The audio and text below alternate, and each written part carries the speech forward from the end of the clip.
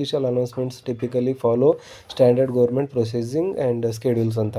ಅಂದರೆ ಜುಲೈಯಿಂದನೇ ಇದನ್ನು ಆಲ್ರೆಡಿ ಅಂದರೆ ಇನ್ನು ಜುಲೈಯಿಂದ ಅಪ್ಲೈ ಆಗುವಂತೆ ಇದನ್ನು ಆದೇಶ ಹೊರಡಿಸಲಾಗುತ್ತೆ. ಸೊ ಆಲ್ಮೋಸ್ಟ್ ಇವಾಗ ಈ ಒಂದು ತಿಂಗಳಲ್ಲಿ ಇದನ್ನು ರಿಲೀಸ್ ಮಾಡೋದಕ್ಕೆ ಸರ್ಕಾರ ಸಿದ್ಧತೆ ನಡೆಸಿದೆ ಅಂತ ಹೇಳಲಾಗ್ತಾ ಇದೆ. ಹಿಂದಿನ 2 ತಿಂಗಳ ಒಂದು ಅರಿಯರ್ಸನ್ನು ಸರ್ಕಾರ ನೀಡಲಿದೆ ಅಂತ ಹೇಳಲಾಗ್ತಾ ಇದೆ. ಸೊ ಇದಾದಮೇಲೆ how to calculate the increase. So 2-3% ತುಟಿ ಭತ್ಯೆ ಹೆಚ್ಚಳ ಆದರೆ ನಿಮ್ಮ ಒಂದು ವೇತನದಲ್ಲಿ ಎಷ್ಟು ಹೆಚ್ಚಳ ಆಗಲಿದೆ, ಇದನ್ನು ಯಾವ ರೀತಿ ಕ್ಯಾಲ್ಕುಲೇಟ್ ಮಾಡೋದು ಅಂದರೆ the mathematics behind the hike ಅಂತ ನೀವು ನೋಡ್ತೀವಿ ಇಲ್ಲಿ. Calculating the exact monetary increase in your monthly salary is a straight forward process and based on your basic pay ಅಂತ. ನಿಮ್ಮ ಒಂದು ಬೇಸಿಕ್ ಪೇನ ಮೇಲೆ ಡಿಪೆಂಡ್ ಆಗಿರುತ್ತೆ. ಇನ್ಕ್ರೀಸ್ ಯಾವ ರೀತಿ ಕ್ಯಾಲ್ಕುಲೇಟ್ ಮಾಡೋದಕ್ಕೆ ತುಂಬ ಬೇಸಿಕ್ ಆಗಿರುವಂಥ ಫಾರ್ಮುಲಾ ಇದೆ. Basic pay into expected hike percent divided by 100 ಅಂತ ಸಿಂಪಲ್ ಆಗಿರುವಂಥ formula. Identify your current basic. ನಿಮ್ಮ ಒಂದು ಕರೆಂಟ್ ಬೇಸಿಕ್ 18,000 ಇದೆ, 20 ಇದೆ. ಅದನ್ನು ಇಲ್ಲಿ ಪುಟ್ ಮಾಡಿ ಎಕ್ಸ್ಪೆಕ್ಟೆಡ್ ಹೈಕ್ 3% ಅಂದರೆ 3% ಅಥವಾ 2% ಪುಟ್ ಮಾಡಿ ಇದನ್ನು ಕ್ಯಾಲ್ಕುಲೇಟ್ ಮಾಡ್ಬೋದಾಗಿದೆ. ಸೊ ಒಂದು ಎಕ್ಸಾಂಪಲ್ನ ನಾವು ಹೈಪೋಥೆಟಿಕಲ್ ಸಿನಾರಿಯೋನ ಇಲ್ಲಿ ನೋಡಿದ್ರೆ, among assuming a basic pay of 35,000 and expected D hike of 2%. ಅಂದರೆ ಮಿನಿಮಮ್ 2% ಸರ್ಕಾರ ಕೊಡುತ್ತೆ. ಸೊ ಅದು 2% ಮತ್ತು ನಿಮ್ಮ ಒಂದು ಬೇಸಿಕ್ 35,000 ಇದೆ ಅಂತ ಅಂದ್ಕೊಳ್ಳಿ. ಆವಾಗ ಈ ಯಾವೊಂದು ಕ್ಯಾಲ್ಕುಲೇಷನ್ ಮಾಡಲಾಗುತ್ತದೆ ಅಂತ ನೋಡಿದ್ರೆ, ಕಂಪೋನೆಂಟು, ಕ್ಯಾಲ್ಕುಲೇಷನ್ ರೇಟು ಮತ್ತು ಅಮೌಂಟು. ಕರೆಂಟ್ ಡಿ ಎ ಎಷ್ಟಾಗುತ್ತೆ, 15.75% ಆಫ್ ದಿ ಬೇಸಿಕ್ ಅಂದರೆ 5,512 ರೂಪಾಯಿ ಆಯಿತು 35,000 ರೂಪಾಯಿಗೆ. ನೀವು ಎಕ್ಸ್ಪೆಕ್ಟೆಡ್ ಡಿ ಎ ಅಮೌಂಟ್ ಎಷ್ಟಾಗುತ್ತೆ, 17.75% ಆಫ್ ದಿ ಬೇಸಿಕ್ ಪೇ ಅಂದರೆ 6,212 ಆಯಿತು. ನೆಟ್ ಮಂತ್ಲಿ ಸ್ಯಾಲ್ರಿ ಇನ್ಕ್ರೀಸ್ ಎಷ್ಟಾಗುತ್ತೆ ಅಂದರೆ difference in the D A ಅಂದರೆ 6,212 minus 5,512 that is 700 rupees is the net difference ಅಂತ ಹೇಳಲಾಗುತ್ತದೆ. ಎಸ್ಟಿಮೇಟೆಡ್ ಆ್ಯನ್ಯುವಲ್ ಇಂಪ್ಯಾಕ್ಟ್ ಬಂದುಬಿಟ್ಟು ಮಂತ್ಲಿ ಇನ್ಕ್ರೀಸ್ ಇಂಟು 12 ಅಂದರೆ ಒಂದು ವರ್ಷಕ್ಕೆ 8,400 ರೂಪಾಯಿ ಇಲ್ಲಿ ಹೆಚ್ಚಳ ಆಗ್ತಾ ಇರುವಂಥದ್ದು ಕ್ಲಿಯರ್ ಆಗಿ ನಮಗೆ ಕಾಣಿಸ್ತಾ ಇದೆ. ಸೊ ಇದು ಒಂದು ಮಂತ್ಲಿ ಎಷ್ಟು ಹೆಚ್ಚಾಗುತ್ತದೆ ಅಂತ ನೋಡೋದಾದರೆ 700 ರೂಪೀಸ್ ಜಾಸ್ತಿ ಆಗುತ್ತೆ. ಇಯರ್ಲಿ ಇದರಿಂದ ಎಷ್ಟು ಜಾಸ್ತಿ ಆಗುತ್ತೆ ಅಂದರೆ 8,400 ರೂಪಾಯಿ.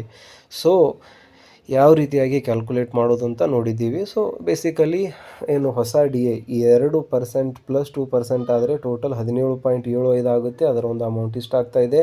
ಆಲ್ರೆಡಿ ಇರುವಂಥದ್ದು 15.75, ಅದರ ಒಂದು ಅಮೌಂಟ್ ಇಷ್ಟಿದೆ. ಸೊ ಡಿಫ್ರೆನ್ಸ್ ಇರುವಂಥದ್ದು 700 ಒಂದು ವರ್ಷಕ್ಕೆ ಅಂದರೆ ಇಂಟು 12 ಮಾಡ್ತೀವಿ. ಸೊ ಇದಿಷ್ಟಾಗಿತ್ತು ಒಂದು ಸಿಂಪಲ್ ಆಗಿರುವಂಥ ಕ್ಯಾಲ್ಕುಲೇಷನ್. ನೆಕ್ಸ್ಟ್ ಬಂದುಬಿಟ್ಟು ಸ್ಯಾಲ್ರಿ ಕಂಪೋಸಿಷನ್ ಪೋಸ್ಟ್ ಹೈಕ್ ಅಂತ. ಸೊ ಡಿಯರೆನ್ಸ್ ಅಲವೆನ್ಸ್ ಅರೌಂಡ್ 15% ಇದೆ. ಬೇಸಿಕ್ ಪೇ ಕಂಪೋನೆಂಟ್ 85% ಅಂದರೆ 100 ರೂಪಾಯಿ ಇದ್ದರೆ ಅದರಲ್ಲಿ 85 ರೂಪಾಯಿ ನಮ್ಮ ಒಂದು ಬೇಸಿಕ್ ಕಂಪೋನೆಂಟ್ ಇರುತ್ತೆ, ಒಂದು 15 ರೂಪಾಯಿ ಡಿಯರೆನ್ಸ್ ಅಲವೆನ್ಸ್ ಇರುವಂಥದ್ದು.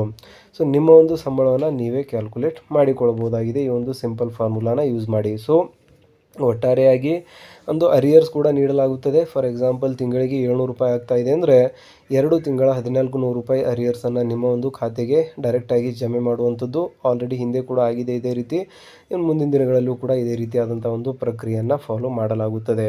ಸೊ ಈ ಒಂದು ಫಾರ್ಮುಲಾನ ಯೂಸ್ ಮಾಡಿಬಿಟ್ಟು ನೀವು ನಿಮ್ಮ ಒಂದು ಸ್ವಂತ ಡಿ ಎ ಮತ್ತು ಡಿ ಆರ್ ಅಂದರೆ ಇದು ಎಲ್ಲರೂ ಕೂಡ ಅಪ್ಲೈ ಆಗುತ್ತೆ. ಫಾರ್ ಎಕ್ಸಾಂಪಲ್ ನೀವು ರಿಟೈರ್ಡ್ ಆಗಿದ್ದರೆ, ನೀವು ಪೆನ್ಷನ್ ಪಡೀತಾ ಇದ್ದರೆ ನಿಮಗೂ ಕೂಡ ಅಪ್ಲೈ ಆಗುತ್ತೆ. ಇವನ್ ನೀವು ಫ್ಯಾಮಿಲಿ ಪೆನ್ಷನರ್ಸ್ ಆಗಿದ್ದರೂ ಕೂಡ ನಿಮಗೆ ಡಿ ಆರ್ ರೂಪದಲ್ಲಿ ಸೇಮ್ ಟು ಸೇಮ್ ಅಮೌಂಟನ್ನು ನೀಡಲಾಗುತ್ತದೆ. ನಿಮ್ಮ ಒಂದು ಬೇಸಿಕ್ ಅಷ್ಟೇ ಚೇಂಜ್ ಆಗುತ್ತೆ. ಸೊ ನೀವೊಂದು ಕ್ಯಾಲ್ಕುಲೇಷನ್ಸ ಮಾಡೋದಕ್ಕೆ ಇಷ್ಟಪಡಲಿಲ್ಲ ಅಂದರೆ ನಿಮ್ಮ ಒಂದು ಬೇಸಿಕನ್ನು ಕಮೆಂಟಲ್ಲಿ ತಿಳಿಸಿ. ನಾವು ಕ್ಯಾಲ್ಕುಲೇಷನ್ನ ಮಾಡಿ ನಿಮ್ಮ ಒಂದು ಪಿಂಚಣಿಯಲ್ಲಿ ಎಷ್ಟು ಹೆಚ್ಚಳ ಆಗುತ್ತೆ ಅಥವಾ ನಿಮ್ಮ ಒಂದು ಫ್ಯಾಮಿಲಿ ಪೆನ್ಷನ್ನಲ್ಲಿ ಎಷ್ಟು ಹೆಚ್ಚಳ ಆಗುತ್ತೆ ಅಂತ ರಿಪ್ಲೈ ಮಾಡ್ತೀವಿ. ಸೊ ಇದಿಷ್ಟಾಗಿತ್ತು ಇವತ್ತಿನ ವಿಡಿಯೋದಲ್ಲಿ ಒಂದು ಇಂಪಾರ್ಟೆಂಟ್ ಆಗಿರುವಂಥ ನ್ಯೂಸ್. ಹಾಯ್ ಹಲೋ ಎಲ್ಲ ರಾಜ್ಯ ಸರ್ಕಾರಿ ನೌಕರರಿಗೆ ನಮಸ್ಕಾರ. ಸ್ನೇಹಿತರೆ, ಇವತ್ತಿನ ಒಂದು ವಿಡಿಯೋದಲ್ಲಿ ಸರ್ಕಾರಿ ನೌಕರರಿಗೆ ಇಂಪಾರ್ಟೆಂಟ್ ಆಗಿರುವಂಥ ಅಪ್ಡೇಟ್ ಬರ್ತಾ ಇರುವಂಥದ್ದು, ಕರ್ನಾಟಕ ರಾಜ್ಯ ಸರ್ಕಾರಿ ನೌಕರರಿಗೆ ಎಷ್ಟು ತುಟ್ಟಿ ಭತ್ಯೆ ಹೆಚ್ಚಳ ಆಗಲಿದೆ ಈ ಒಂದು ತಿಂಗಳಿನಲ್ಲಿ ಮತ್ತು ಕಳೆದ 2 ತಿಂಗಳ ಒಂದು ಅರಿಯರ್ಸ್ ಎಷ್ಟು ಸಿಗಲಿದೆ, ಇದಕ್ಕೆ ಸಂಬಂಧಿಸಿದಂತೆ ಇವತ್ತಿನ ಒಂದು ವಿಡಿಯೋದಲ್ಲಿ ಒಂದು ಇಂಪಾರ್ಟೆಂಟ್ ಆಗಿರುವಂಥ ಡಿಸ್ಕಷನ್ನ ನಾವು ಮಾಡೋಣ. ಸೊ ಹಾಗಾಗಿ ವಿಡಿಯೋನ ಕೊನೆವರೆಗೂ ನೋಡಿ ಮತ್ತು ಚಾನಲ್ಗೆ ಯಾರೆಲ್ಲ ಇನ್ನೂ ಸಬ್ಸ್ಕ್ರೈಬ್ ಆಗಿಲ್ಲ ದಯವಿಟ್ಟು ಸಬ್ಸ್ಕ್ರೈಬ್ ಮಾಡ್ಕೊಳ್ಳಿ. ಸರ್ಕಾರಿ ನೌಕರರಿಗೆ ಮತ್ತು ಪಿಂಚಣಿದಾರರಿಗೆ ಉಪಯುಕ್ತವಾಗಿರುವಂಥ ಮಾಹಿತಿಯನ್ನು ನಾವು ಡೇ ಟು ಡೇ ಕೊಡ್ತಾ ಇರ್ತೇವೆ. ಸೊ ಸ್ನೇಹಿತರೆ, ನಮಗೆಲ್ಲರೂ ಕೂಡ ಗೊತ್ತಿರೋ ಹಾಗೆ ಕಳೆದ ಒಂದು 2 ತಿಂಗಳ ಹಿಂದೆಯೇ ರಾಜ್ಯ ಸರ್ಕಾರಿ ನೌಕರರಿಗೆ ತುಟ್ಟಿ ಭತ್ಯೆ ಹೆಚ್ಚಳ ಆಗಬೇಕಾಗಿತ್ತು. ಬಟ್ ಕಾರಣಾಂತರಗಳಿಂದ ಆ ಒಂದು ತುಟ್ಟಿ ಭತ್ಯೆ ಆಗಲಿಲ್ಲ ಹೆಚ್ಚಳ. ಸೊ ಇವಾಗ AICPI ಇಂಡೆಕ್ಸ್ ಫಾರ್ ಲಾಸ್ಟ್ ಜೂನ್ನೂ ಕೂಡ ರಿಲೀಸ್ ಆಗಿದೆ. ಸೊ AICPI ಇಂಡೆಕ್ಸ್ ಎಷ್ಟಾಗಿದೆ ಮತ್ತು ತುಟ್ಟಿ ಭತ್ಯೆ 2-3% ಹೆಚ್ಚಳ ಆದರೆ ನಿಮ್ಮ ಒಂದು ಸಂಬಳದಲ್ಲಿ ಎಷ್ಟು ಹೆಚ್ಚಳ ಆಗುತ್ತೆ ಅಂತ ಇವತ್ತಿನ ವಿಡಿಯೋದಲ್ಲಿ ನಾವು ನೋಡೋಣ. ಸೊ ಕರೆಂಟ್ ಸ್ಟೇಟಸ್ ಮತ್ತು ಔಟ್ಲುಕ್ ಅಂತ ನಾವು ನೋಡಿದ್ರೆ ಸದ್ಯಕ್ಕಿರುವಂಥ ಪರಿಸ್ಥಿತಿ, ಕರೆಂಟ್ DA ಏನಿದೆ, the current dearness allowance is set to 15.75% applicable for state government employees in January 1, 2026. ಅಂದರೆ ಜನವರಿ 1, 2026ರಿಂದ 15.75%ಗೆ ತುಟ್ಟಿ ಭತ್ಯೆಯನ್ನು ಹೆಚ್ಚಳ ಮಾಡಿ ಆದೇಶವನ್ನು ಹೊರಡಿಸಲಾಗಿದೆ. ಸೊ ಇವಾಗ ಜುಲೈನಲ್ಲಿ ಆಗಬೇಕಾಗಿರುವಂಥ ತುಟ್ಟಿ ಭತ್ಯೆ ಪಾಸಿಬ್ಲಿ ಹೈಕ್ ಎಷ್ಟಾಗುತ್ತೆ ಅಂದರೆ 2-3%. ಏನಕ್ಕಂದರೆ ವರ್ಷದಲ್ಲಿ 2 ಬಾರಿ ತುಟ್ಟಿ ಭತ್ಯೆಯನ್ನು ಹೆಚ್ಚಳ ಮಾಡಲಾಗುತ್ತದೆ.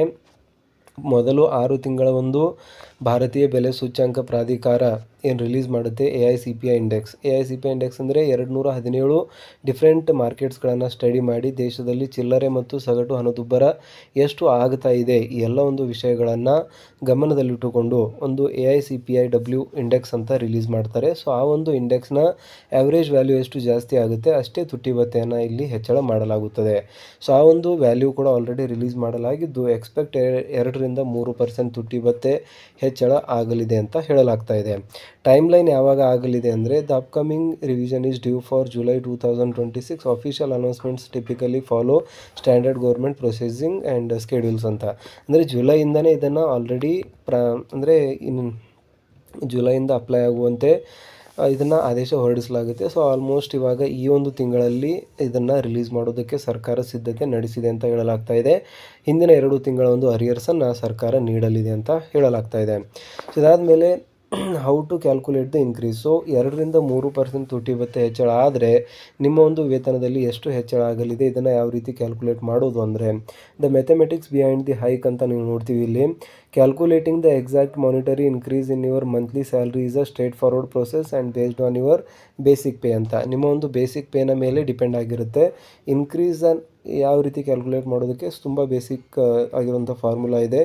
Basic pay into expected hike percent divided by 100 ಅಂತ ಸಿಂಪಲ್ ಆಗಿರುವಂಥ formula. Identify your current basic. ನಿಮ್ಮ ಒಂದು ಕರೆಂಟ್ ಬೇಸಿಕ್ 18,000 ಇದೆ, 20 ಇದೆ, ಅದನ್ನು ಇಲ್ಲಿ ಪುಟ್ ಮಾಡಿ ಎಕ್ಸ್ಪೆಕ್ಟೆಡ್ ಹೈಕ್ 3% ಅಂದರೆ 3% ಅಥವಾ 2% ಪುಟ್ ಮಾಡಿ ಇದನ್ನು ಕ್ಯಾಲ್ಕುಲೇಟ್ ಮಾಡ್ಬೋದಾಗಿದೆ.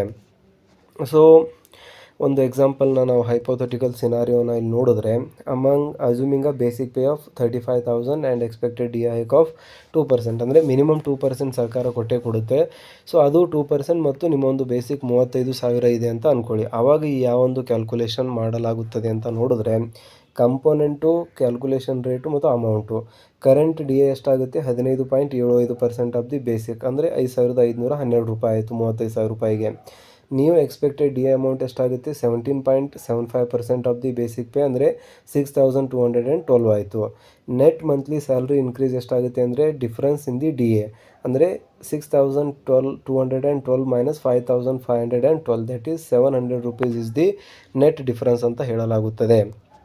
ಎಸ್ಟಿಮೇಟೆಡ್ ಆ್ಯನ್ಯುವಲ್ ಇಂಪ್ಯಾಕ್ಟ್ ಬಂದುಬಿಟ್ಟು ಮಂತ್ಲಿ ಇನ್ಕ್ರೀಸ್ ಇಂಟು 12 ಅಂದರೆ ಒಂದು ವರ್ಷಕ್ಕೆ 8,400 ರೂಪಾಯಿ ಇಲ್ಲಿ ಹೆಚ್ಚಳ ಆಗ್ತಾ ಇರುವಂಥದ್ದು ಕ್ಲಿಯರ್ ಆಗಿ ನಮಗೆ ಕಾಣಿಸ್ತಾ ಇದೆ. ಸೊ ಇದು ಒಂದು ಮಂತ್ಲಿ ಎಷ್ಟು ಹೆಚ್ಚಾಗುತ್ತದೆ ಅಂತ ನೋಡೋದಾದರೆ 700 ರೂಪೀಸ್ ಜಾಸ್ತಿ ಆಗುತ್ತೆ. ಇಯರ್ಲಿ ಇದರಿಂದ ಎಷ್ಟು ಜಾಸ್ತಿ ಆಗುತ್ತೆ ಅಂದರೆ 8,400 ರೂಪಾಯಿ. ಸೊ ಯಾವ ರೀತಿಯಾಗಿ ಕ್ಯಾಲ್ಕುಲೇಟ್ ಮಾಡೋದು ಅಂತ ನೋಡಿದ್ದೀವಿ. ಸೊ ಬೇಸಿಕಲಿ ಏನು ಹೊಸ DA 2% ಪ್ಲಸ್ 2% ಆದರೆ ಟೋಟಲ್ 17.75 ಆಗುತ್ತೆ. ಅದರ ಒಂದು ಅಮೌಂಟ್ ಇಷ್ಟ ಆಗ್ತಾ ಇದೆ.